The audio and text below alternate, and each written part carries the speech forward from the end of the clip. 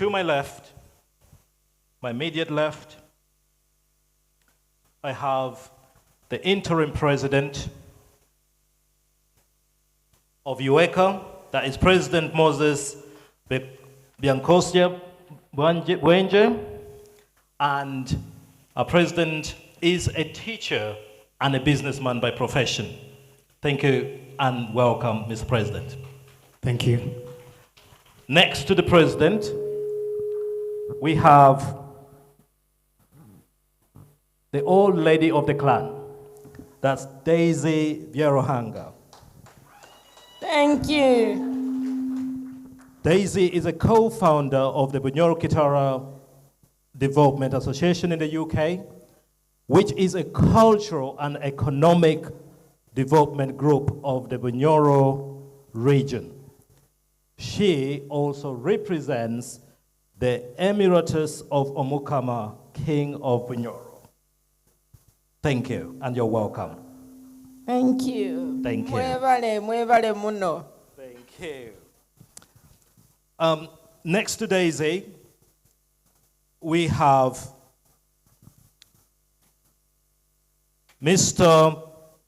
Peter Chirimunda, a senior internal auditor with over 27 years of experience across various organizations in Uganda and the UK, including World Food Programme UK, Uganda National Roads Authority, and Shell Shared Services. Peter is a Rotarian with a passion for contributing to the growth and development of Uganda. You're welcome, Peter. Thanks, Ira. Thank you. Lastly, but not least, next to Peter is Dr. Kennedy, who is the interim UEUKA Secretary of Communications.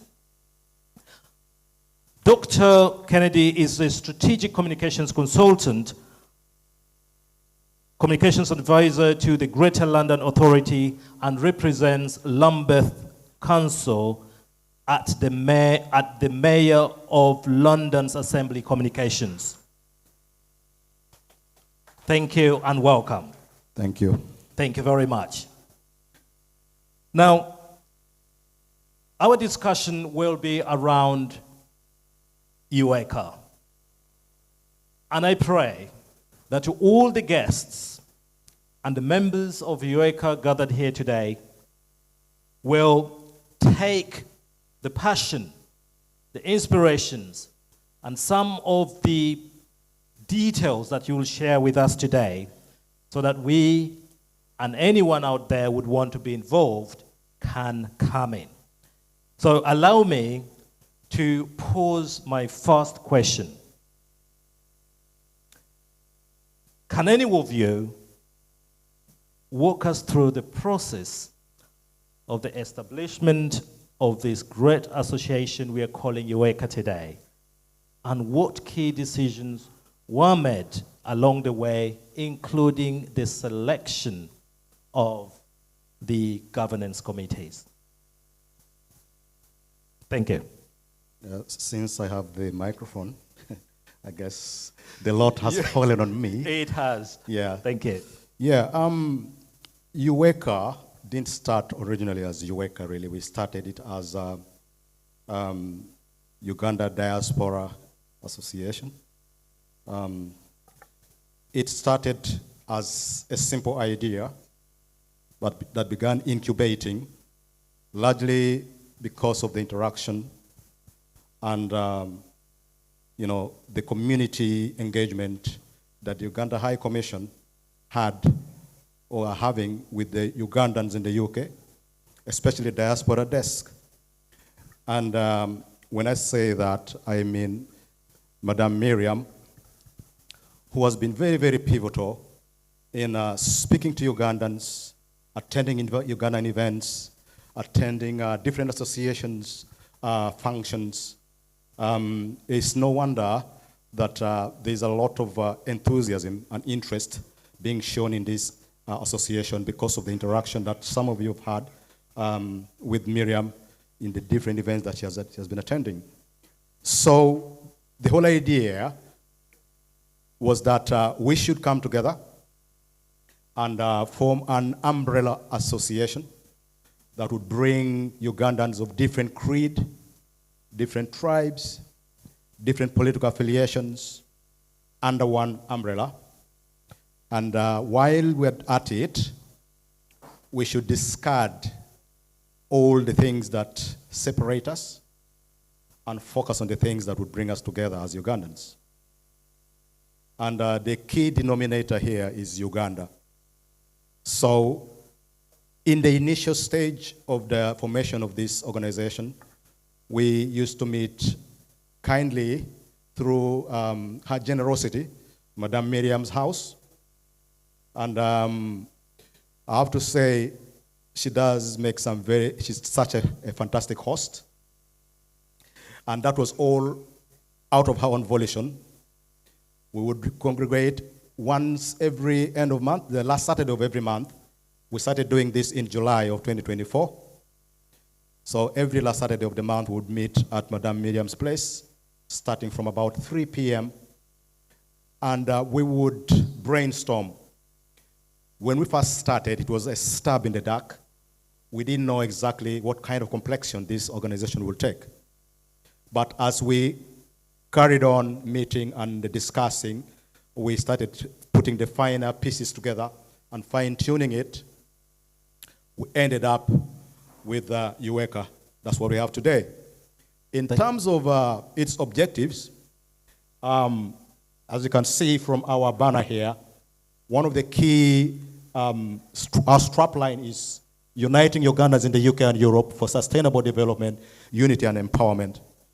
The whole premise of this is that when we come together as one strong unit, we punch more stronger than punching as an individual. So when I'm talking about an individual, I'm talking about organizations, I'm talking about associations, associations like of doctors, of lawyers, and so on. These are commendable organizations and associations. However, we believe under UEUKA, we can roar much, much louder. We get heard a lot more as one unified body. So that was the premise of the whole idea. In terms of what we intend to achieve, one of the key objectives, of course, to unite all the different Ugandan associations under one roof. So we speak as a united Uganda, united Ugandans in the UK and Europe. Of course, as we're doing this, we are as well looking at how to better ourselves, not only in the UK and Europe, but also back home in Uganda. Yeah, so not to cut you short, yes, I think you had already gone into my questions. So while you still have the microphone, I think you could actually go through my second question then, yep. And then we can pass the microphone to the next speaker to you. So how does the association ensure transparency, safeguards, and accountability in its financial profiles, decision-making, and what measures are in place within UEUKA to prevent any conflict of interest? As we were putting all this together, of course, we looked at the different dynamics that could crop up when you're trying to put different kind of group of people together with different interests. And definitely there will be clashes. There will be issues of transparency. First of all, we started by putting in an interim leadership in place, of which we have our president, and we formed a constitution committee. The head of our constitution legal committee is currently down helping with reception, but they did a commendable job. We brainstormed coming up with the constitution. It wasn't just a briefcase constitution that was put together by a group of 3 or 4 people. You know, it was an open forum discussion where we looked at all the ramifications of bringing different groups of people together. So I wouldn't say it's watertight, but it's a constitution that is in progress. As the different interest groups come into place, we always looked at tweaking it and ensuring that everybody's taken care of. As well as the constitution giving us the roadmap of leadership, we also have our accountability well enshrined into the Constitution, of which we have a treasurer who is a renowned internal auditor, and I must say is very, very tight when it comes to money. Just the last few weeks, he has given us, some of us, a lot of trouble because we're used to doing things the African way, the Ugandan way, that we keep all our figures in our heads. You know, I spent £2, I spent £3, and I can easily roll that figure out. But he insists that we need to have an audit trail. I need to know exactly how this money was appropriated and how it was spent. So I think we're on a good start when it comes to accountability. I hope I've answered that. Yes, fantastic. Thank you very much, Doctor. Before I get carried away. Oh, yes. So could you pass that to the next person, that is the Treasurer, Peter? And Peter, let's look at some of the criteria that you use, or the association currently uses, to determine who is eligible to join the association. And how do you ensure that membership to this wonderful organization is inclusive and takes care of its people as it should? Thank you very much, Mr. Moderator.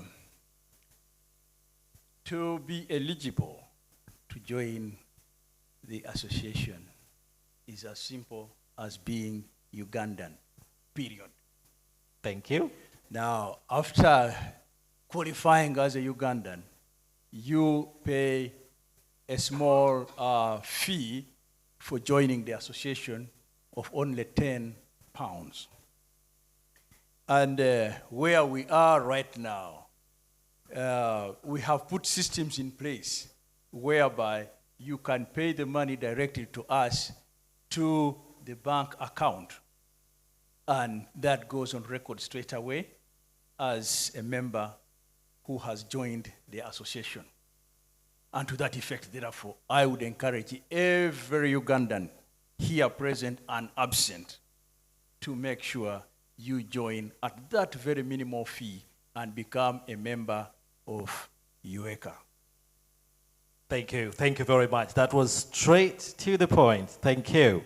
And to that note, if I may ask a follow-on question to that, allow me to say, what sort of activities or programs does the association currently offer to its members, or members who are willing to come in and join the organization UEUKA? Thank you very much. As you have heard, that our intention is to create a developmental, sustainable organization, economically, socially, for the good of the members. And if we are to talk about development, there's no way we can part from money, right?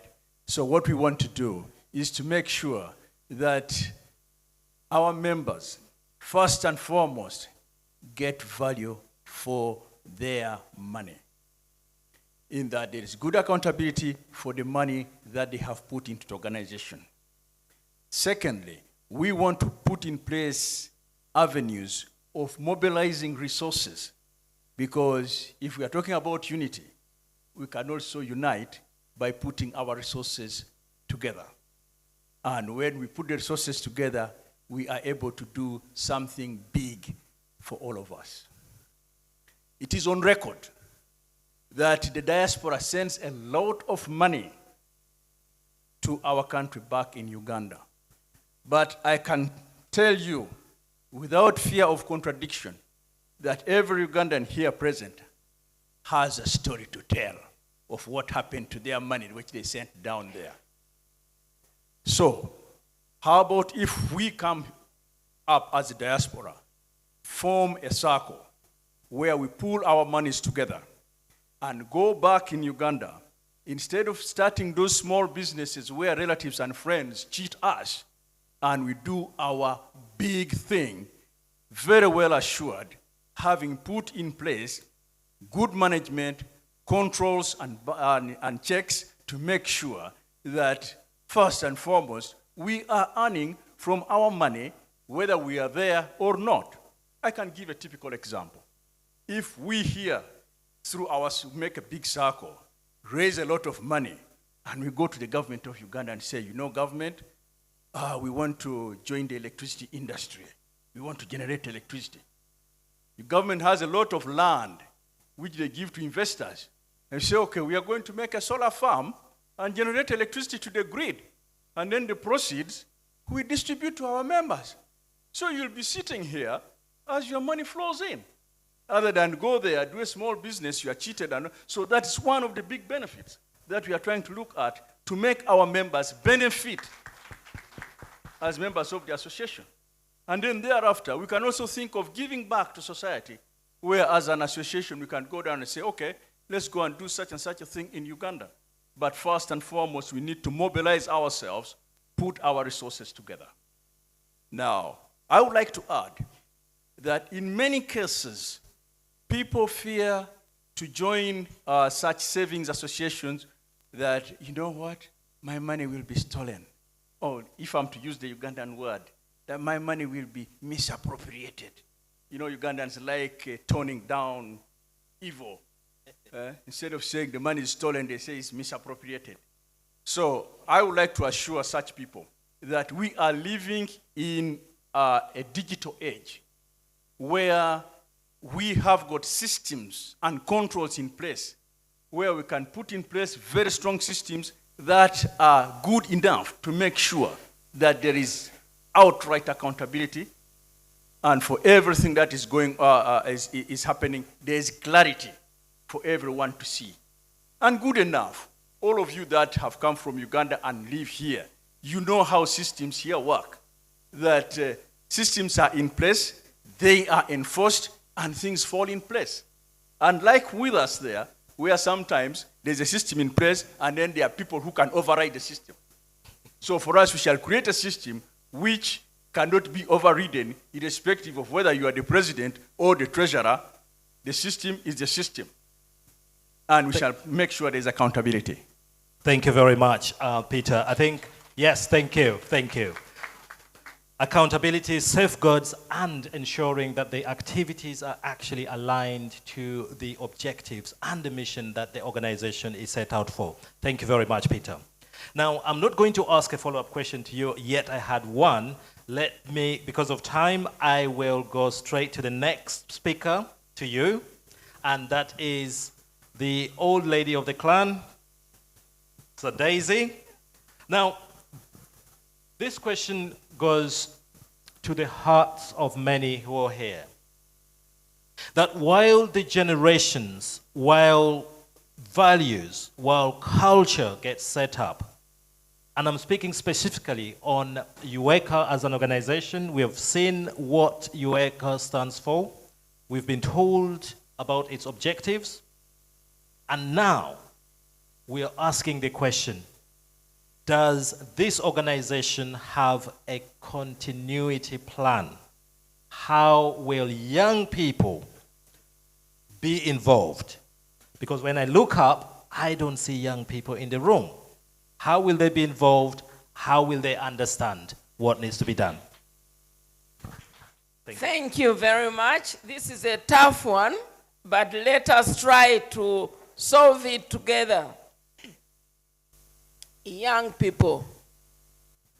As a mother who has brought up a young person in the UK, born and bred in UK, but a young person who wants to identify as a Ugandan, despite the mixed parenthood or whatever. But my fellow parents in this room, if we don't wake up, if we don't listen to our young people, I think we are to blame for having lost our children. Our children have lost their identity, and yet they want to belong. We need to show them love. We need to show them that we are proud that we are Ugandans. The first thing we did wrong is to pretend to acquire an accent. Please, maintain your Ugandan accent. Let that child laugh at you, correct you the way you are pronouncing a word. Buffet is buffet, ma'am. But you say, you know what? We learned the Queen's English. So let them feel proud to have been born of Ugandan parents. And I'm seeing this now through my daughter and her friends. They have become more Ugandan than me. They go to Uganda, they know all the ropes, they are on border, they know all the kafunda. They are telling me, Mom, we are registering our ID now. We've been to this office, and they are asking this. We say we don't understand. What is it? You just tell us straightforward. What do we need to go through to get a Uganda national ID? So our children really love their identity. They want to belong to Uganda. Parents, let us help our children.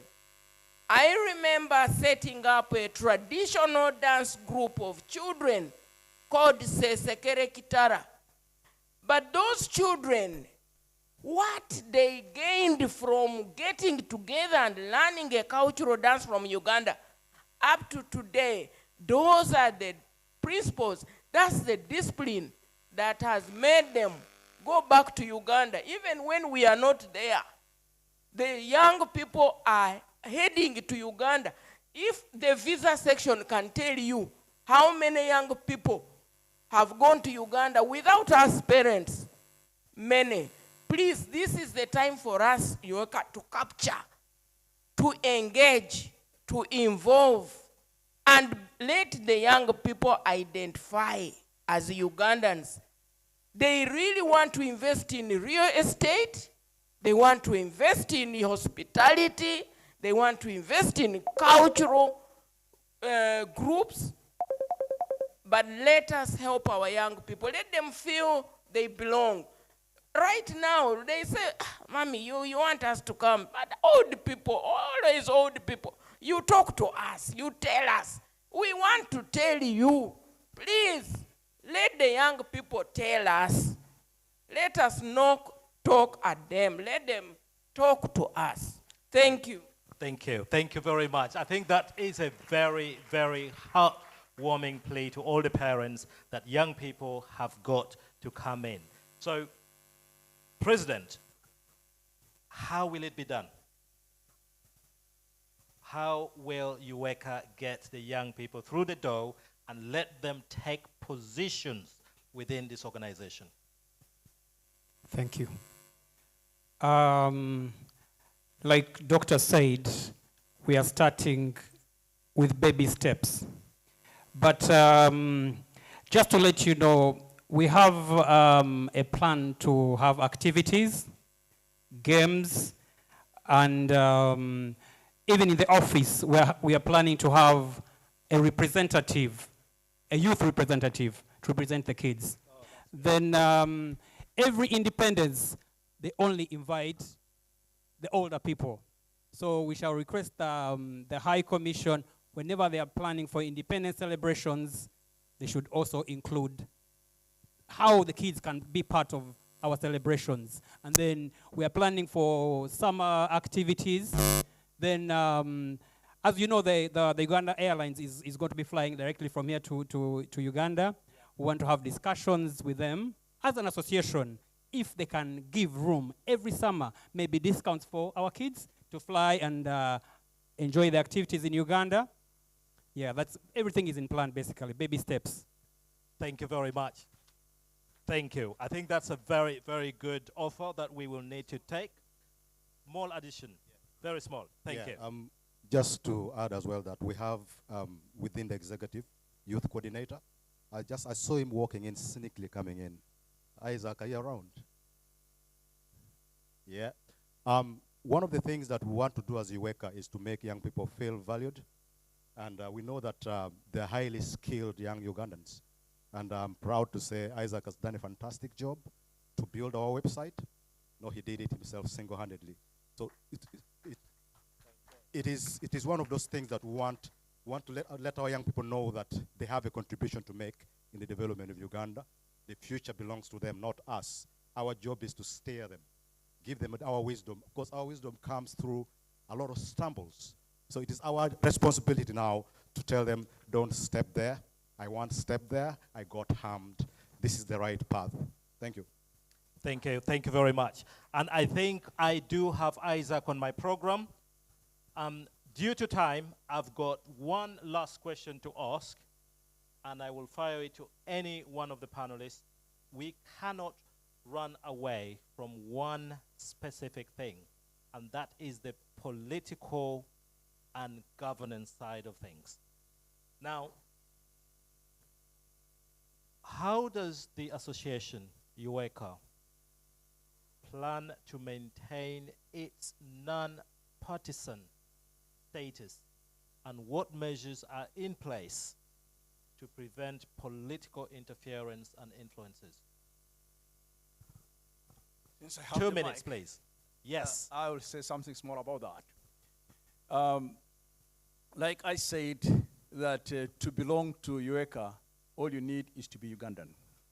And in all our operations, we are not bringing in any trace of which political party you belong to, which religion you belong to, which tribe you belong to, and all those are completely out of our operations. What we talk about is Uganda and nothing else but Uganda.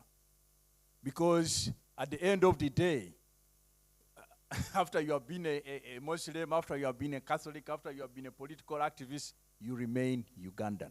So those other differences are out of our operations. We don't recognize them. We recognize one thing, Ugandanness. Thank you. Thank you very much. Thank you. Thank I'll you. bring voices from the community as a community leader, as a singer, as an auntie. Most people have been talking too about this. Some have said, Daisy, how are you going to separate yourself from the Uganda High Commission? That is NRM. How can you convince me? You can embrace me. I'm NUP. I'm FDC. I'm this. So we still have a challenge. We can't hide it under the carpet. We need to work with people. We need them to understand that we are Ugandans. I am a community leader who has interacted with so many tribal groups, especially when we lose somebody. The first thing I ask them, am I here as NUP? Am I here as NRM? Am I here as Bunyoro? I'm here as a Ugandan. We have lost a Ugandan. A Ugandan has died. That's the concept. That's the thinking out of the box that we would like our brothers and sisters to think. When they hear Uganda High Commission, when they hear Uganda Embassy, when they hear anything, they straight away send it to the political brain. Please, let us work together. United, we stand. Divided, we fall. Thank you. Just to remind our people, the High Commission is a government office. It's not an NRM office. Yes. And like I said before, we have embraced boxes that the world has given to us. Instead of using them positively, we are using them to divide us. Political parties are not meant to divide us. Religion is not meant to divide us. So I'll remind Ugandans, in everything that you do while you are abroad, you need the High Commission as a channel of protocol to answer your questions to the government of Uganda. So by default, we cannot avoid the High Commission. It's just a channel of protocol, and it's an office of the government of Uganda, and we are Uganda. Thank you. Thank you very much. Thank you. And I think I will end by saying, yes, we've got to work with the government. Work with the government, pro-government at all stages when it comes to interactions, protocol, and so forth.